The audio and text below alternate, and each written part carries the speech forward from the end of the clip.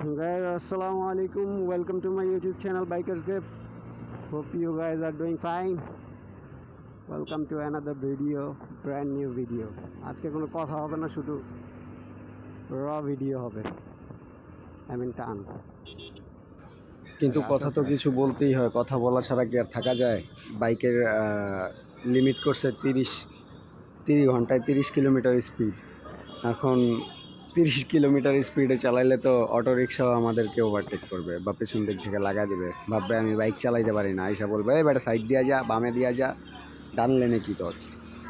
এখন আপনারা এই বিচার বিবেচনা করেন যে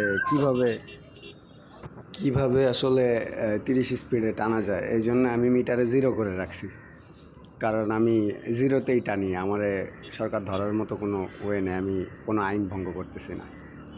এটা কোনো কথা? 30 স্পিডে কি বাইক চালানো যায়? আর হাইওয়েতে কি 60 স্পিডে বাইক চালানো যায়? আপনি যদি হাইওয়েতে নামেন তাহলে দেখতে পারবেন যে আসলে কখনোই এটা 60 স্পিডে ধরা যায় না, কারণ 60-এ বেশি হয়ে যায়।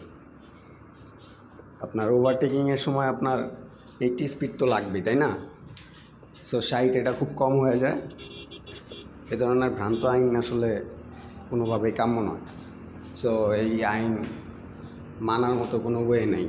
এখন নিজের জান দিয়ে তো আর আইন মানা যাবে না, তাই না? এর আগে অ্যাক্সিডেন্ট হয়েছে, আমি মানি বাইকাররা একটু বেশি করে, বাট এটা কোনো সমাধান না যে পদ্মা সেতুতে ওঠা যাবে না। একটা এলিভেটেড এক্সপ্রেসওয়ে বানাইছে, ওখানে কি বাইকারদের ট্যাক্স নাই? বাইকাররা কি রোড ট্যাক্স ছাড়া বাইক চালায়? আপনাদের এলিভেটেড এক্সপ্রেসওয়েতে নাকি বাইক নিয়ে ওঠা যাবে না? এটা কোন ধরনের কথা? দেশের সম্পদ যদি দেশের নাগরিক ইউজ না করতে পারে, তাহলে এই ধরনের এটা কোন ধরনের আইন হয়? তাহলে আপনারা বাইক উঠায় দেন। আপনি কেন 375 সিসি গ্রান্ট করছেন? 375 সিসি বাইক গ্রান্ট করার তো কোনো অ্যাক্সেস দেওয়ার তো কোনো ওয়েই নেই এখানে। যেহেতু আপনি বাইক নিয়ে কোথাও উঠতে দিচ্ছেন না, কয়দিন পরে বলবেন বাইক বাসায় চালাও, বাইক শোপিস বানায় শোকেসে রেখে দাও। এটা কোনো ধরনের হয় না। আপনার যেই রাস্তাঘাটে যেই পরিমাণ জ্যাম, মানুষ বাইক ছাড়া কীভাবে চলবে? বাইক নিয়ে তারা তাদের গন্তব্যে অন্তত টাইমলি পৌঁছাইতে পারে, তাও টাইমলি পৌঁছাইতে পারে না। তারা বাইক নিয়ে কিছুটা সময় অন্তত সেভ করতে পারে। মানুষের তো সময়ের দাম আছে, তাই না?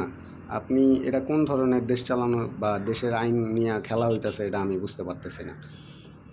এ ধরনের আইন কখনোই আসলে গ্রহণযোগ্য না। এমন আইন বানান যেটা নাগরিকের কাজে আসে, যেটা নাগরিককে কষ্ট কম দেয়। আর আপনারা আইন বানান নাগরিকরে ভৈরা, এটা তো আসলে কোনোভাবেই গ্রান্টেড না।